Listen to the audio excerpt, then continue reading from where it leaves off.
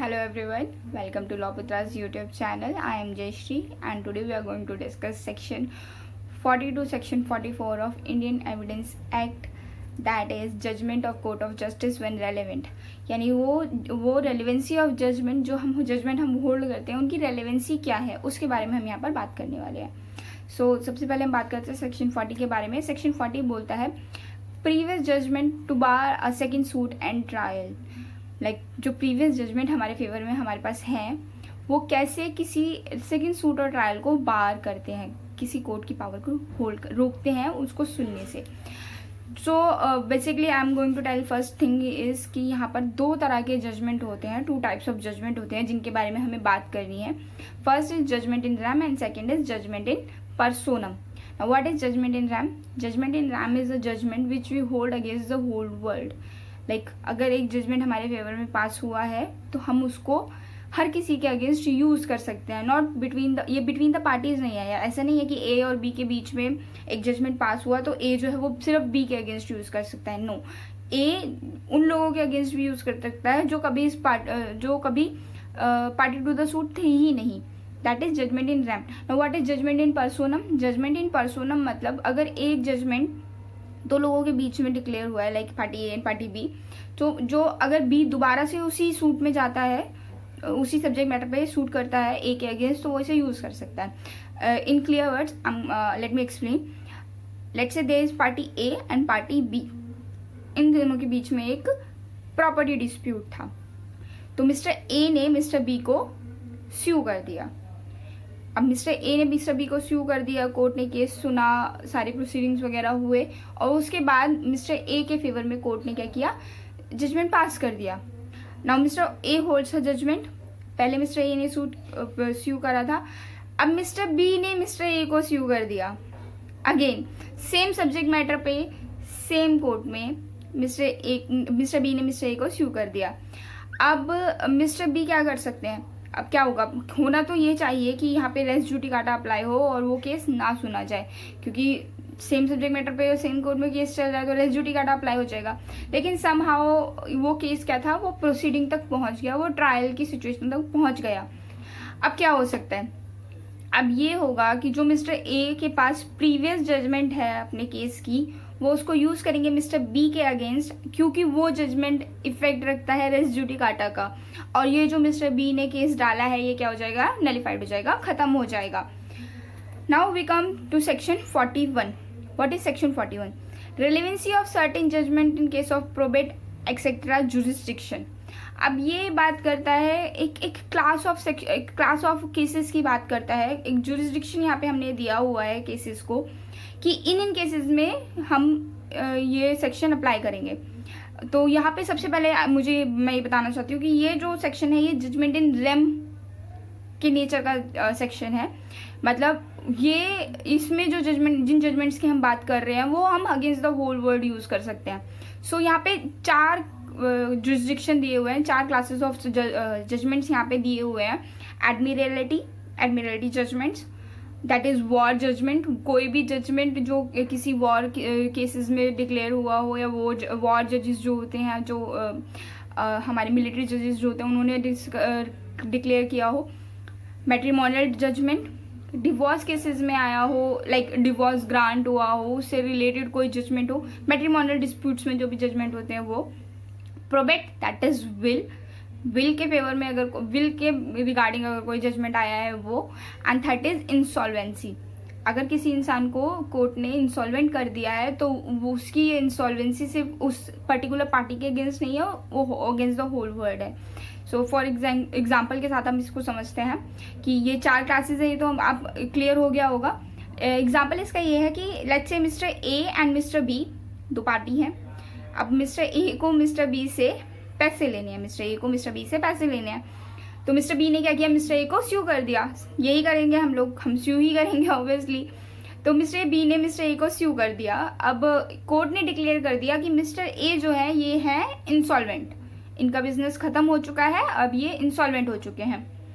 अब mister B के against था ये केस, यहाँ पे ये होल्ड कर रहे हैं. अगर हम सेक्शन 40 से जाते तो सिर्फ इन्हीं के अगेंस्ट यूज कर सकते थे.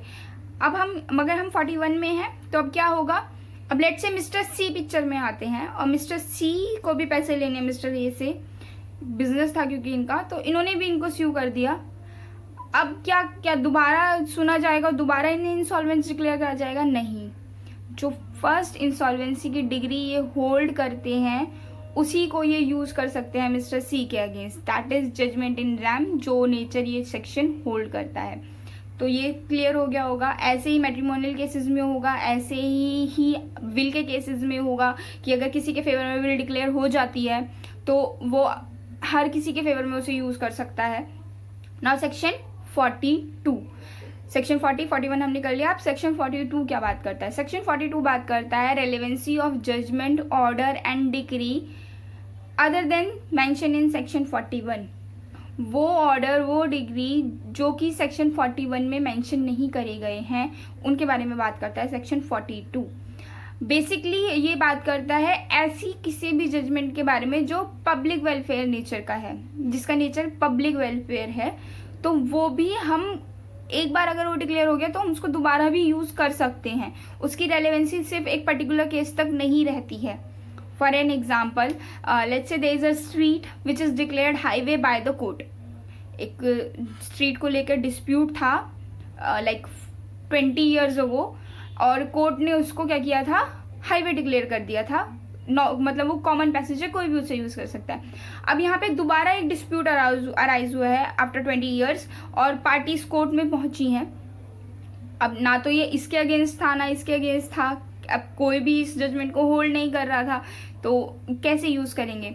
लेकिन ये यहाँ पर रेलेवेंट रहेगा। क्यों? क्योंकि ये पब्लिक वेलफेयर नेचर का हमारा जजमेंट है और इसको हम यहाँ पर यूज कर सकते हैं। लाइक अगर हम दोबारा उस स्ट्रीट के लिए डिस्प्यूट में जा रहे हैं तो यहाँ पर हम कोर्ट को ये बोल सकते हैं कि there is a judgement, previous judgement which is relevant in today's situation as well. That is section 42। Now section 43। अब सेक्शन 43 क्या बात करता है? Judgement which are not mentioned in section 42 41, relevancy of judgment which are not mentioned in section 42 42।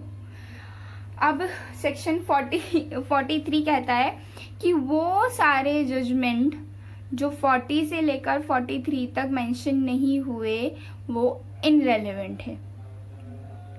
Like कोई अगर वो उन 3 sections में फॉल नहीं कर रहे हैं तो वो सारे जजमेंट्स क्या है, इनरेलेवेंट है। वो केस के लिए हमारे रेलेवेंट नहीं है अनलेस हमारे केस के लिए केस के लिए वो क्या नहीं है, रेलेवेंट नहीं है unless they are related to fact in issue और the necessary facts of the case. या तो वो फैक्ट इन इशू से रिलेटेड जजमेंट ना हो या जो वो important facts of the case है उससे रिलेटेड जजमेंट ना हो। अगर इन दोनों का नेचर वो, अगर इन दोनों को वो फुलफिल नहीं कर पा रहे, इन दोनों सिचुएशंस को, इन दोनों को वो कंप्लीट नहीं कर पा रहा है जजमेंट, तो वो जजमेंट हमारे लिए क्या है, इनरेलेवेंट है। That's what section 43 talks about. Now we come to the section 44 which is last section of our today's topic. Now section 44 क्या बात करता है? सेक्शन 44 बात करता है any judgment which is granted by fraud, collusion or impotency of the court। कोई भी ऐसा जजमेंट जो हमने फ्रॉड से, कॉल्यूजन से या कोर्ट की इम्पोर्टेंसी की वजह से हमें हमारे फेवर में आ गया था, वो रेलेवेंट नहीं है, वो हम यूज़ नहीं कर सकते, उस जजमेंट को हम चैलेंज कर सकते हैं। ठीक है, तो 44 क्या बात कर रहा है कि वो जजमेंट जो किसी इंसान ने फ्रॉड, कॉल्यूजन की वजह से लिए थे और हम विद एविडेंस ये प्रूव कर देते हैं कि ये जजमेंट यहाँ पे हमारा रेलेवेंस नहीं रहेगा क्योंकि कोर्ट को तो जुरिस्डिक्शन ही नहीं थी जजमेंट पास करने की, और फिर भी कोर्ट ने ये जजमेंट पास कर दिया, या फिर कोई किसी भी तरह का कॉल्यूजन या फ्रॉड किया गया था इस जजमेंट को लेने के लिए, तो वो जजमेंट भी यहाँ पर हमारे क्या रहेंगे, इनरेलेवेंट रहेंगे। Clear? So this is all we are going to discuss today. Hope you liked it. Thank you so much.